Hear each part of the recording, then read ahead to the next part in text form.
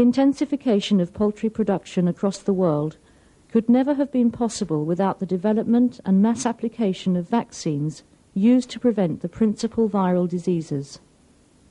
For economic reasons, mainly related to labour costs, these mass applications to large numbers of animals demand collective administration methods.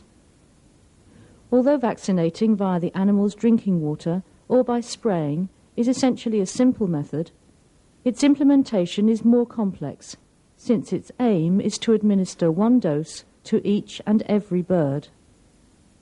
This objective can be achieved so long as a number of basic guidelines are followed.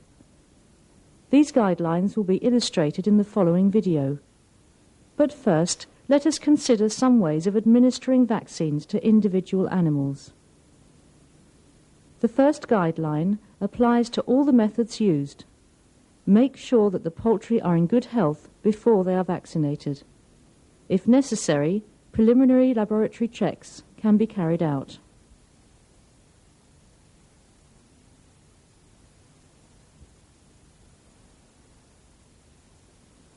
This method is mainly used for vaccinating against fowlpox, a virus with a dermotropic pathogenicity. Only use the double needle supplied with the vaccine.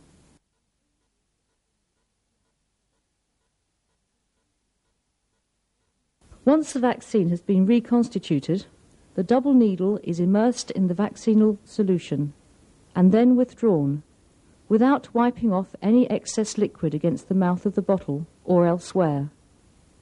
The needle is then inserted gently through the skin in an area devoid of feathers, such as the area shown here, the wing web. About 7 to 10 days after vaccinating, the birds may be examined to check that the vaccine has been correctly administered. A good sign is a reaction at the vaccination site, characterized by a swelling of the skin and the formation of a small scab.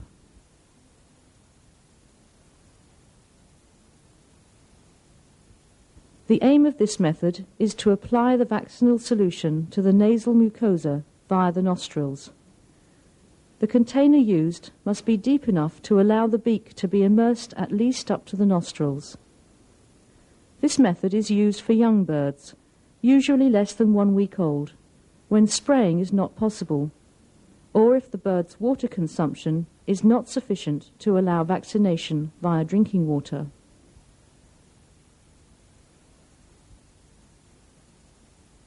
This is by far the best method for live viral vaccines, and particularly for preventing infectious bronchitis and Newcastle disease.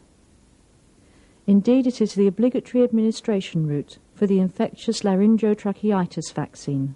On the downside, this method requires a great deal of labour time. Only use the drop counters supplied with the vaccine, which produce measured drops of about 0.03 millilitres. The vaccine is reconstituted in the sterile solvent. Make sure that you hold the drop counter vertically without actually touching the bird's eye, and wait until the drop has been absorbed over the surface of the eye before releasing the bird.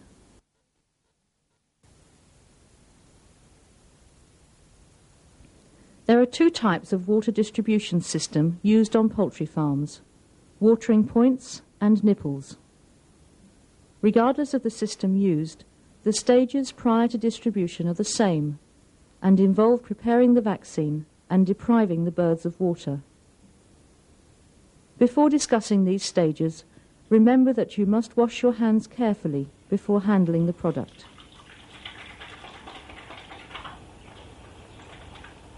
The quality of the water used must be excellent, which means that it must not contain chlorine or any other disinfectant, or any metal ion, particularly iron, since molecules of this type can inactivate live vaccines. And finally, it must be safe for the animals to drink, i.e., it must not contain organic matter or bacteria.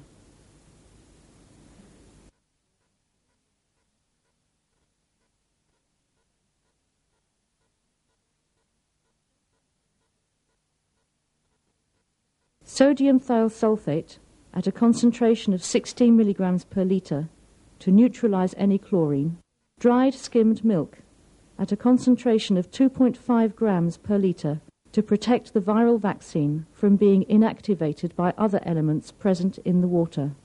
Make sure that the dried milk is fully dissolved before adding the vaccine. Otherwise, particles of undissolved dry milk may precipitate out the viral vaccine at the bottom of the container.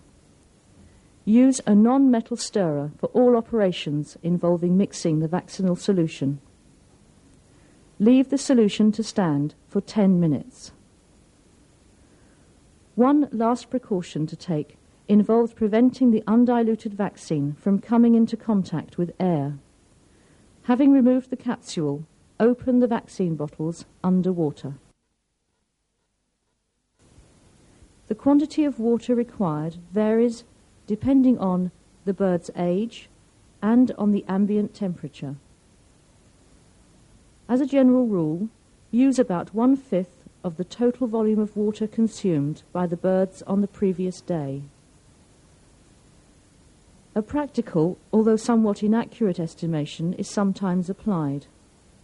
For every 1,000 animals, use the same number of litres as there are days in the animal's age. For example, 21 litres provides 1,000 doses for animals which are 21 days old. If the animals are not deprived of water for long enough, the vaccinal solution may spend too much time in the watering points or nipples, resulting in a drop in the potency of the viral vaccine. If the deprivation period is too long, dominated birds may not receive their vaccinal dose.